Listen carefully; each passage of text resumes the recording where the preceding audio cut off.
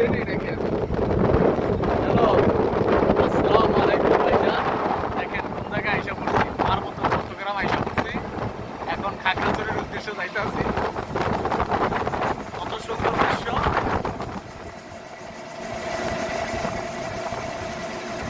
আপনারা একবার আসুন, আইসা এই সৌন্দর্য উপভোগ করেন। অনেক বেদনা নিয়ে, কষ্ট নিয়ে হচ্ছেন জর্জরিত নিয়ে এই পথে আমরা এখন রাস্তা।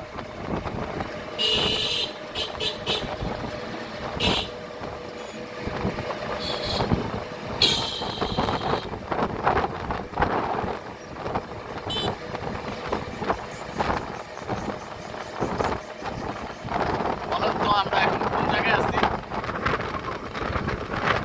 দেখছেন কত সুন্দর দৃশ্য, অসাম অসাম।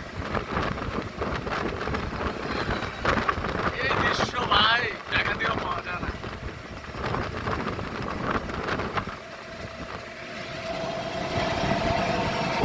দান দান দান